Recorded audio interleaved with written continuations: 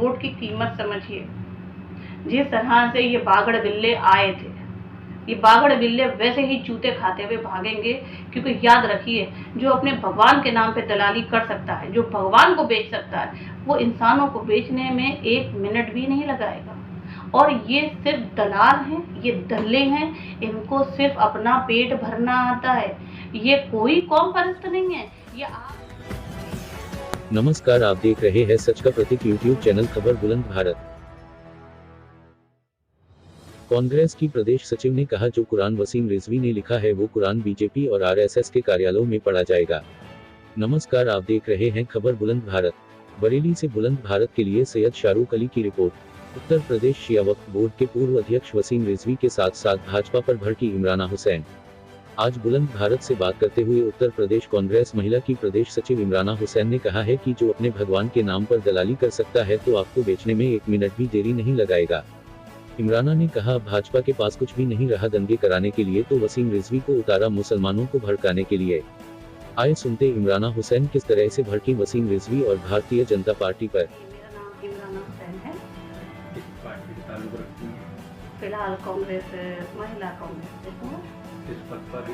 जी, मैं उत्तर प्रदेश के मध्य जोन में सचिव की बात। देखिए, मैं कोई आलिम दीन तो नहीं हूँ, जैसे कि आपने अभी खुद बताया। मैं एक राजनीति में थोड़ी बहुत यहाँ अपना समझ रखती हूँ, एक समाज सेवक हूँ, और सबसे पहले मैं एक मुसलमान हूँ, और I have to proud on my self कि मैं एक इंडियन मुस्लिम हूँ। तो बात एक ये आती है कि रिजवी साहब ने जो कुरान शरीफ लिखा है, क्या उन्हें ये राइट है लिखने का या नहीं।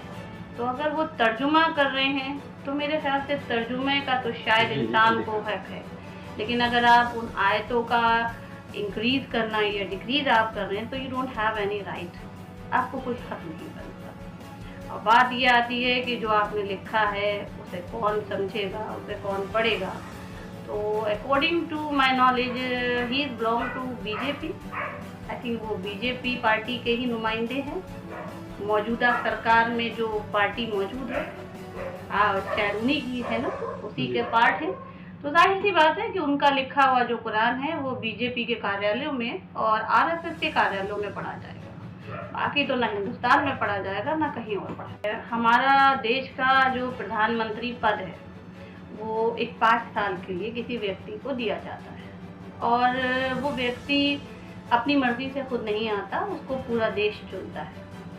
और जहाँ तक मैं नॉलेज रखती हूँ, हमारे देश के मौजूदा प्रधानमंत्री बहुत समझदार हैं, और उन्हें आने वाले चुनाव को भी देखना है। वो ऐसी कोई गलती नहीं करेंगे जो उनके खिलाफ चली जाए। ये जो उन्होंने लिखा है, अगर वो एक तर्जुमा है तो उसके लिए मैं कुछ नहीं कह सकती। बहुत से राइटर्स होते हैं, हम जब हाई स्कूल और इंटर में थे तो बहुत से राइटर्स हैं, वो एक डेरिवेशन को अपने अपने तरीके से परिभाषाओं को लिखते थे, लेकिन जो फॉर्मूलाज हैं वो फॉर्मूलाज वही हैं।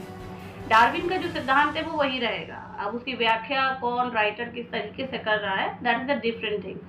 तो जो कुरान है, मैं फिर अपनी बात को दोहराऊंगी कि जो कुरान है वो कुरान ही रहेगा। अब आपने जो लिखा है वो आरएसएस के कार्यालयों में और बीजेपी के कार्यालयों में पढ़ा जाएगा।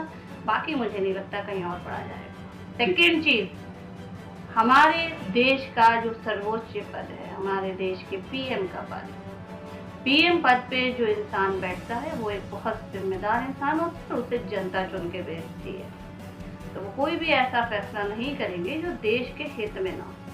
प्रधानमंत्री जी अपना काम बाखूबी कर रहे हैं, जिस काम के लिए वो बने हैं, और उनके इस काम से देश की जो हालत हो रही है, ये 2014 से अगर हम देखें तो कई सारे उन्होंने ऐसे फैसले किए हैं जिन्होंने हमारे देश का नाम बहुत रोशन किया है। अब वो पॉजिटिव वे में गया है या नेगेटिव वे में गया है, ये सब जानते हैं। जैसे कि 2014 में आपने आने के बाद तुरंत नोटबंदी कर दी एक ही रात में।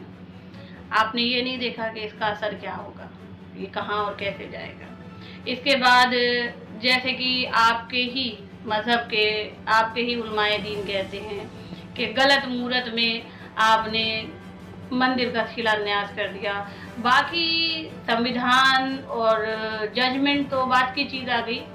आप सिर्फ वो फैसले करते हैं जिन फैसलों से आपको ऐसा लगता है कि आपकी कुर्सी सिक्योर है। अब बात ये आती है कि इसके बाद आप एक वैश्विक महामारी आती है, एक वैश्विक जिसे कहना चाहिए क्रांति तो मैं नहीं कहूँगी, एक आपदा कहूँगी मैं, एक अल्लाह का अज़ाब कहूँगी या दुनिया का निज़ाम कहूँगी जो बदलता है, उसमें आप बिना तैयारी के आप फैसले करते हैं, क्योंकि उस वक्त आप अपनी पार्टी को मजबूत करने के लिए इलेक्शन लड़ा रहे होते हैं। आप ये नहीं देखते हैं कि जो भी काम आप कर रहे हैं, जैसे कि ट्रम्प का आना, हेलो ट्रम्प था, उस टाइम में जिस तरीके से काम हुआ, जिस तरीके से व्यवस्था बनी, उस व्यवस्था का आज तक हम लोग भुगत रहे हैं। लोग कहेंगे कि परमाणु बम गिरा तो नागासाकी और हिरोशिमा बर्बाद हुआ, लेकिन उन लोगों ने अपने आप को संभाला। मेरे ख्याल से अभी हमारे देश को नागासाकी और हिरोशिमा बनने में थोड़ा सा वक्त और बचा है। जब पूरे तरीके से बन जाएंगे तो शायद उसके बाद हम कुछ कर पाएं। तीसरी लहर आने वाली है, दूसरी लहर का निजाम अभी तक क्लियर नहीं हुआ। ऑक्सीजन आप निर्यात आयात ना जाने क्या क्या करते हैं, लेकिन कहीं पे भी एक इंतजाम तरीके से नहीं करते। कितने ही लोग मर गए आपकी बद इंतजामी से, कितने ही घरों के चिराग बुझ गए। क्या आपने उनके बारे में सोचा? नहीं सोचा। उस वक्त आप इलेक्शन में लगे थे, कहाँ पे? बंगाल में। आपको क्या दिखाई देता है? सिर्फ आपका वोट बैंक, क्योंकि आप एक चीज चलाते हैं, हिंदुत्व। हिंदू खतरे में, सबसे ज्यादा हिंदू है भारतवर्ष में, अगर आप देखें तो सबसे ज्यादा हिंदू है, और हिंदू ही खतरे में है। मेरी समझ में ये नहीं आता कि आप संख्या में ज्यादा हैं, आप पावर में ज्यादा हैं, आपके पास सब कुछ है, और उसके बाद भी आप खतरे में। ये जो हवा आप बनाते हैं, ये हवा बनाने के बाद जो आप हिंदुस्तान की तहजीब को तोड़ते हैं, उस तहजीब को तोड़ने के बाद ना जाने कितने घर वीरान होते हैं, लेकिन आप पे कोई फर्क नहीं पड़ता। पर क्यों पड़े?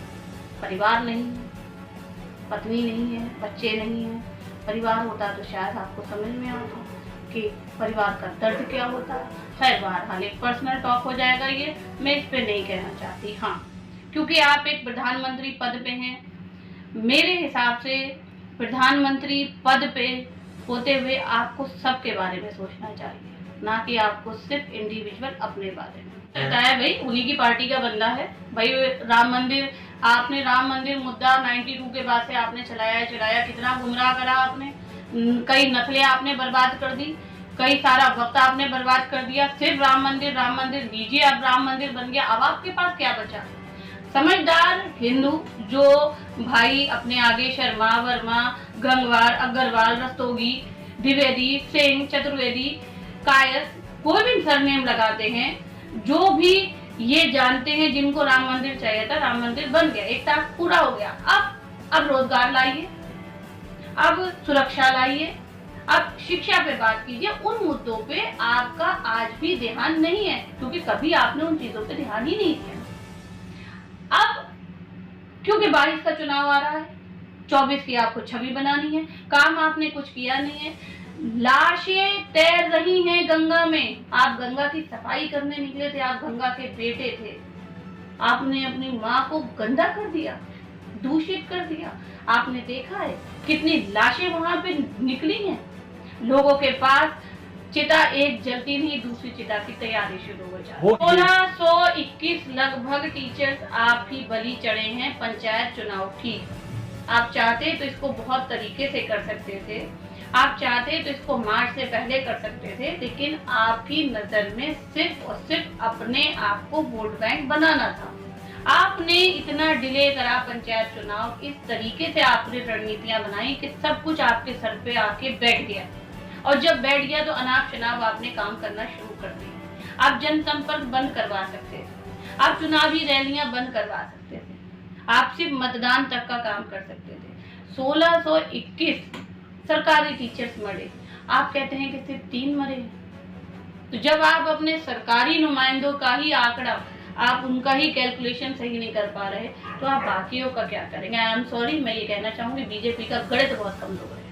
ऐसा कुछ नहीं है, उनको 2022 का चुनाव जीतना है, दंगा करने की कोई वजह नहीं मिल रही है, तो चलो अब मुसलमानों को भड़काओ, शिया सुन्नियों को आपस में लड़ाओ। बट मैं थैंक्स कहना चाहूँगी उन शिया उलमाओं का जिन्होंने अपनी जिम्मेदारी निभाते हुए इस खबीस को घर बदर करा है, इसको बिल्कुल किनारे करा है। और सीधी सी बात है, वसीम रिजवी कौन से दूध के धुरे में, ना जाने कितने इनके ऊपर वक्फ बोर्ड के केस हैं। 31 मार्च तक 2020 तक का इनके पास अल्टीमेटम था, खत्म हो गया। उसके बाद इन्होंने अपना शबोखा छोड़ दिया। तो 100 बातों की एक बात है, इस वक्त का मुसलमान और हिंदुस्तान की आवाम बहुत समझदार हो चुकी है और वो अपना फैसला तय कर चुकी है। तो ये वसीम रिजवी का जो एक पपेट शो है बीजेपी का, जो वो निकाल के लाई है, ये अब कोई काम नहीं करने वाला। और सीधी सी बात है, जो भी फैसला होगा 2022 में तय रखा हुआ है। मैं ये कहना चाहूँगी आपके इस चैनल के मार्फत उन सभी लोगों से, पहले तो हम सब हिंदुस्तानी हैं, हम हैं तो हमारे देश का वजूद है। अपने संविधान में बिलीव रखिए, अपने उस ईश्वर में, चाहे आप उसे अल्लाह मानते हो, चाहे आप उसे राम कहते हो, चाहे आप उसे किसी भी नाम से पुकारते हो, वो एक गैबी ताकत है, क्योंकि वो आपके खुद के अंदर मौजूद है, आपके अंदर की इंटरनल सोल है। आप बिलीव रखिए उसके अंदर और अपने वोट की कीमत समझिए। जिस तरह से ये बागड़ बिल्ले आए थे, ये बागड़ बिल्ले वैसे ही चूते खाते हुए भागेंगे, क्योंकि याद रखिए, जो अपने भगवान के नाम पे दलाली कर सकता है, जो भगवान को बेच सकता है, वो इंसानों को बेचने में 1 मिनट भी नहीं लगाएगा। और ये सिर्फ दलाल हैं, ये दल्ले हैं, इनको सिर्फ अपना पेट भरना आता है। ये कोई कौम परस्त नहीं है, ये आपको आपसे ही लड़ा रहे हैं। इन्हें इससे नहीं मतलब कि किसान वहां बैठे हुए हैं, किसान परेशान हैं। इनको इससे मतलब नहीं कि हमारे बच्चों के स्कूल बंद हैं। इनको इससे मतलब नहीं कि हमारे घर के कमाऊ लड़के बेमौत मारे गए हैं। इन्हें किससे मतलब है कि मेरी बंगाल में कितनी सीटें आई हैं, मेरी बिहार में सरकार कैसे बचेगी, मैं उत्तर प्रदेश में क्या करूंगा, मेरी सरकार कैसे आगे बढ़ेगी, मैं पैसा कैसे कमाऊंगा। तो इन लोगों की हर चाल को अब समझ चुके हैं। अब हिंदू मुस्लिम लड़ाई नहीं होने वाली, क्योंकि राम मंदिर खत्म हो गया मुद्दा। मुसलमानों ने सब्र कर लिया कि ठीक है, हम अल्लाह पे शाकिर हैं, हम जहां मुसल्ला बिछाएंगे वहां पे हम नमाज पढ़ लेंगे, हमारे लिए तो सारी जगह नमाज के लायक है। लेकिन अब इनको 2022 का चुनाव जीतना है, क्योंकि इनकी खुदापत में राड़ लगी हुई है। खुदापत में कई हिस्सों में बढ़ चुके हैं। ये टुकड़े टुकड़े गैंग मुसलमानों कहते हैं, ये खुद टुकड़े टुकड़े गैंग है। आरएसएस अपनी चलाता है, बीजेपी अपनी चलाता है, और अब बीजेपी की जो शक्ल है वो एक उद्योगपतियों की शक्ल है। तो सीधी सी बात है, सब जानते हैं कि टुकड़े टुकड़े गैंग कौन है। सबको पता चल गया है कि असली तस्वीर किसकी है। और रहा सवाल ये रिजवी तो एक पपेट शो है, इसके बारे में कोई नहीं सुनता, ना कोई इसके बारे में बात करता। मैं तो इसके ऊपर हंसती हूँ, क्योंकि ये बेचारा उस चीजों के ऊपर काम कर रहा है जिसका कोई वजूद ही नहीं है। अकेला पड़ा हुआ है। अल्लाह इसको अक्ल दे, इसके गुनाह माफ करे, क्योंकि मैं तो उस बंदे की मैं गुलाम हूँ, मैं तो अपने उस नबी के गुलाम हूँ जिसने अपने ऊपर कूड़ा फेंकने वालों के भी हाल चाल नहीं है। तो मैं तो इसके लिए अल्लाह से दुआ करूंगी कि इसके गुनाह माफ कर, इसको अकल दे, ताकि ये सही रास्ते पे आए। और रहा सवाल बीजेपी का, मैं उनसे कहूंगी उल्टी गिनती शुरू हो चुकी है। अब रहा सवाल एज अ महिला कांग्रेस कार्यकर्ता, तो मैं अपनी सभी बहनों से कहना चाहूंगी, हमारे बच्चों के पिछले 2 साल देख लीजिए, हमारे शौहरों की बंद दुकानें देख लीजिएगा, और जो हम लोगों ने 2 साल खाली पेट पे पत्थर बांध के अपने घर चलाए हैं, हमारे जेवर बिके हैं, हमारे घर गिरवी बिके हैं, उनका जवाब देने हम निकलेंगे। और हाँ, आपके मार्फत में हमारी एक बड़ी अच्छी बहन थी जो टीवी से निकल के आ गई थी राजनीति में, स्मृति ईरानी जी से मैं कहना चाहूंगी, बहन कहाँ हो, जिंदा हो या मर गई? 400 रुपए का सिलेंडर था तब तुम नाची नाची फिर रही थी, आज 900 रुपए का लगभग सिलेंडर हो गया है। अब कहाँ हो तुम? अब कहाँ हो तुम? बाहर आओ निकल के, अब बात करो निकल के। हमारे घर का किचन सस्ता हो जाए, बस हमें इस पे ध्यान देना है। हमारे घर का किचन सस्ता हो जाए, हमारे घर का किचन सस्ता होगा, घर तो हम चला ही लेंगे। 22 में एकजुट होके वोटिंग कीजिए, क्योंकि हम ही हैं जिनको सब कुछ देखना है, घर भी, खेत भी, खलिहान भी, बच्चे भी, और बच्चों के बाप को।